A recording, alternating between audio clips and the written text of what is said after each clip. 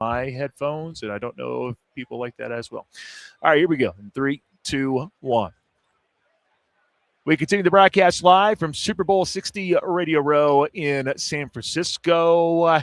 All sorts of people in the house for today, Wednesday. There's always just a lot of people here, and pleased to be joined by a guy who does all sorts of stuff for ESPN. He is an analyst, does a lot. Mike Tannenbaum joining us here on the show. Mike, good to see you. It's a big week, obviously. This is always a circus. I feel like there's more energy in the air than ever before, which is kind of crazy because for us in the Midwest, there's no Kansas City to talk about this week, which is a little bit of a bummer. But also, though, maybe this is a perfect example of what the NFL is truly like. You have New England with Drake May. It's been incredible. You have Sam Darnold, who's reinvented himself. It's incredible to look at this type of Super Bowl. What's really the top storyline as you go into Sunday? I think it's the redemptive story of Sam Darnold, and I think it speaks to the quarterback position is a developmental one. 1,000 years ago when Patrick Mahomes was just a nondescript former first-round pick who was sitting behind Alex Smith, he was getting better. He was getting coached really well by, ironically, Eric Bieniemy, Andy Reid, amongst others.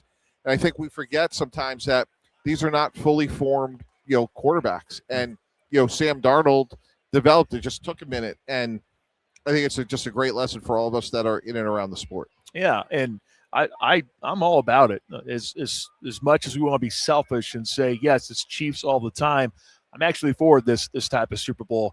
You see Mike Vrabel come in and do what he did there in New England. Of course, you look at Seattle, what they got going on. I don't think anyone would have predicted this in a million years, right? I mean, I don't think anyone would have thought that at the beginning of the season. But yet, you could also make the argument, too, that these have been the two most consistent teams throughout the entire season. And usually when you're the most consistent team, you're going to find yourself playing for a Super Bowl. Yeah, and I think, starting with Seattle, what I like is they don't beat themselves. They play a lot of cover two more than any other team in the league. They rally to the ball. They could get there with 4. I believe they got 4 pass rushers with 6 or more sacks. And they have good playmakers at all 3 levels, starting with Byron Murphy and Leonard Williams. DeMarcus Lawrence has had a good year, but I look at the way they use Nick Immanwari is really impressive. Now we'll get to Kansas City because I have to ask about the Chiefs and what they have to do to move forward, because this past year was less than stellar in Kansas City. A lot of things went wrong. They were a team that were so used to winning one-score games to a team that was losing nothing but one-score games. And now they go into next season. Patrick Mahomes coming off a significant injury. Does Travis Kelce come back for another season? And then you look at the cap number that was announced. It should help out Kansas City, but they still have some work to do to try to get under the number. And then they have to find a way to make the roster better.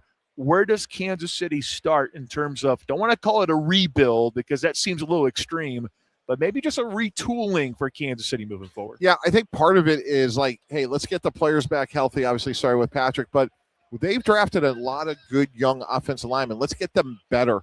Because I think the nucleus is there. And look, take a guy like Kingsley Sumatea.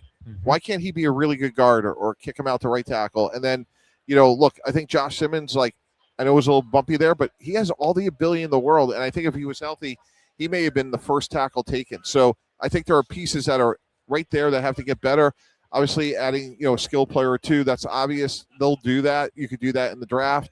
And then I think in terms of the other side, the good news for Kansas City, I just came from the Senior Bowl, they are loaded this year's draft with, good pass rushers and guys like Reuben Bain, Akeem Messidor, David Bailey. They didn't even show up in Mobile, and both teams probably were 6 deep in terms of guys that'll get drafted. I was going to ask you about that with Kansas City with such a long laundry list, trying to figure out where they go at pick number 9.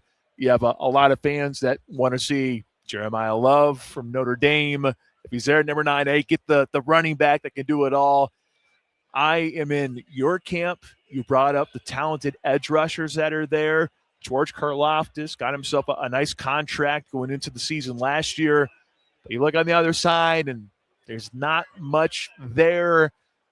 So it seems like, just based on talking to you right now, edge rusher seems like a perfect position group for Kansas City to address for that number 9 overall selection? Oh, yeah.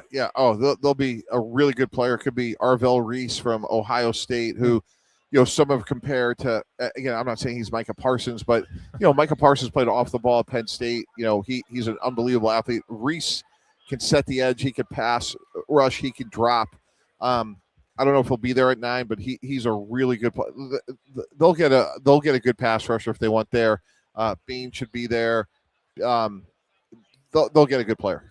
If you're Kansas City, how serious should Brett Veach be about trading away Trent McDuffie or even a Chris Jones? A couple of possibilities to try to get more draft picks. Everyone wants it to be like the Tyreek Hill situation. I'm sorry, you're not going to get 5 draft picks for a guy like Chris Jones or Trent McDuffie. That's what made that deal such a good deal for Kansas City.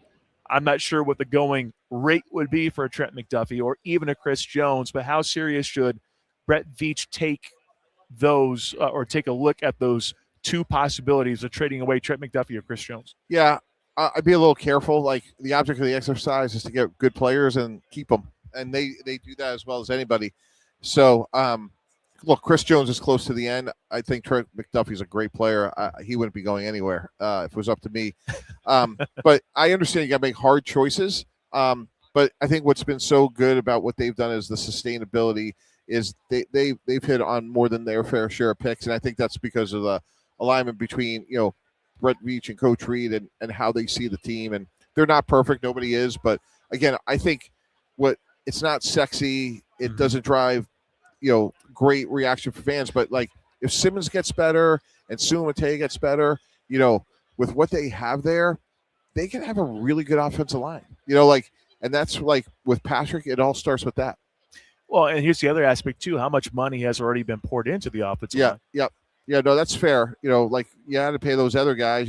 Humphrey and Smith, they're good players, but you also add some, like I said, young, cost certain players, and that's how you have, the sustainability. Yeah, and then the try to get under the cap number, it's that restructuring of Patrick Mahomes' contract, and it just seems like you're kicking the can down the road. I mean, that's the beauty of having a rookie quarterback, right? You don't have to worry about those issues. You don't have to worry about your quarterback making $500 million for his contract. You don't have to worry about that.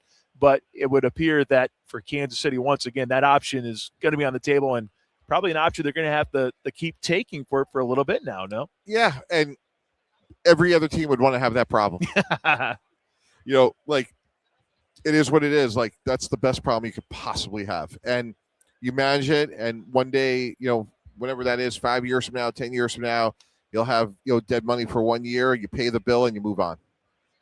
Jawan Taylor at right tackle could be a cap casualty. You brought up the offensive line. Jalen Moore is really sort of waiting in the wings. Yep. He was brought in to be that swing guy that could potentially play left tackle or right tackle. We saw him a little bit. Of course, he had to be at left tackle a little bit more because of Josh Simmons and just kind of how his season played out overall from an injury perspective.